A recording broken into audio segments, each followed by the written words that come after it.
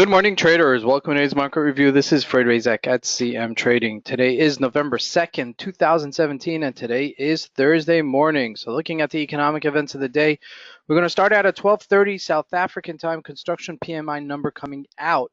And then major event at 3 p.m. South African time, GBP official bank rate, lots of stuff coming out with it, okay? And that's really an important interest rate number that's coming out for the Central Bank of England.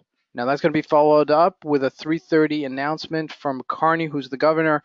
He's going to be talking about it, obviously, and it's going to affect the monetary policy in the UK. So keep an eye on that. Now tomorrow, big number NFP, biggest number of the month, biggest number of the year. Okay, really. So it's really an important number that's coming out. So let's see what's been happening in the markets in the meantime.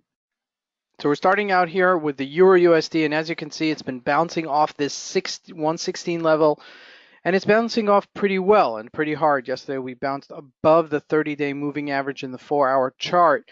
Now I'd like to see some consistency. Okay, we've had this nosedive from 118, and this is good volatility. Okay, when it's trading within a 200 pip range, you could pull out 100, 120 pips out of it. Okay, especially if you're carrying it on a longer term. Now, you might have missed the short on 118, but you could definitely catch the corrective move here at 116. Okay, we're trading at 116.62 right now. I'd like to see some continuation to this before, getting a little bit heavier in it. 116.91 is a support level, a minor support level, but it is an important number to break. So if we do go above that, that's something to take a look at. GBP USD, we retraced from this 133 level. Okay, these support and resistance lines are not for our health. They're there to really give us guidance. And as you can see, this is really an important number. Altogether, this 133 was a 30-day moving average for over a month. So that's really an important number to really keep in mind, that we didn't break it above it. Now we're trading at 132.80-ish level.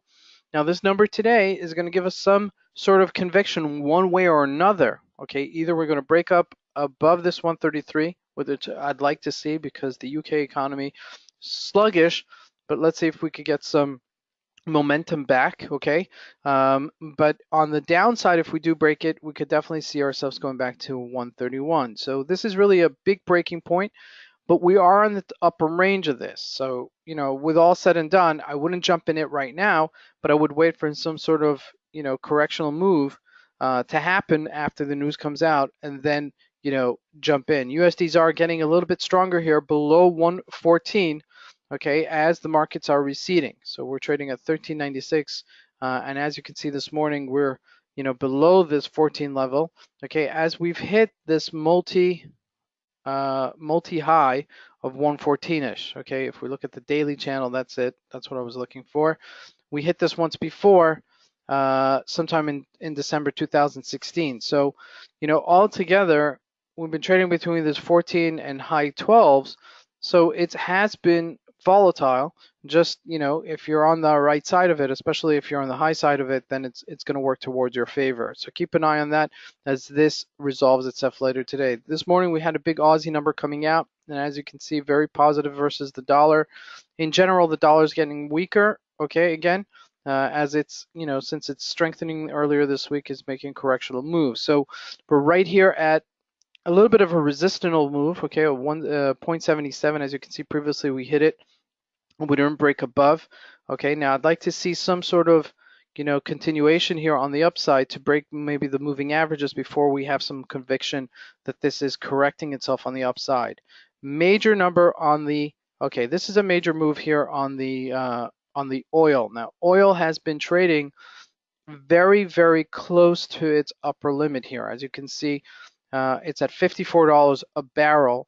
And we keep on looking like we're going to break out, but we don't. We look like we're going to break out when we don't. And yesterday, the news wasn't, didn't shake the market, didn't move the market at all. As you can see, we sold off sharply from this $55 range. So I'd like to see, we've had a really nice run from $49 to $55. I'd like to see this continuation. Okay, I'd like to see some sort of, continuation on the upside, breaking this higher. Unless if we don't break it higher, we may go back to this 51 level, just to retest it and find ourselves in a new range. So that could happen, and keep an eye on that as well as this unfolds. Now, looking at the Dow Jones, we had a correctional move yesterday, 23,458. Now, Dow Jones obviously very, very strong, only off its highs by 100 and so points, okay? But we're below the moving averages. And this is always disconcerting, especially when we're so high up in the mountains, so high up in the clouds from our ascent from 3 years ago of about 15,000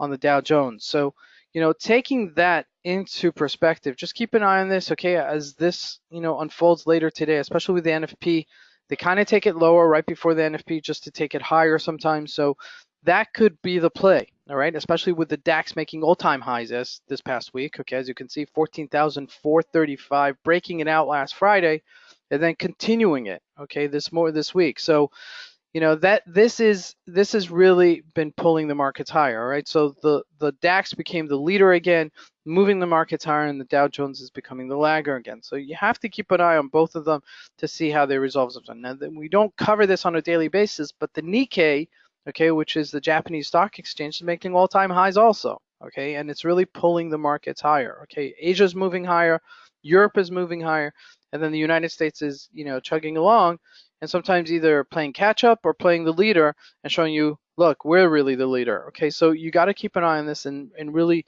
compare the two and see what's been going on. Looking at the JSC, it's also been high all-time highs, right? We discussed this earlier this week.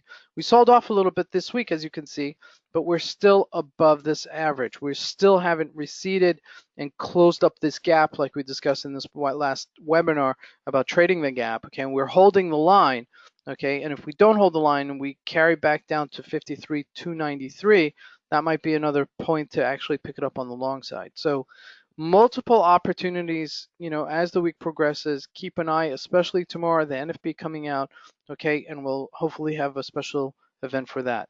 This is Fred Razak. Want to wish you guys a great trading day. Thank you.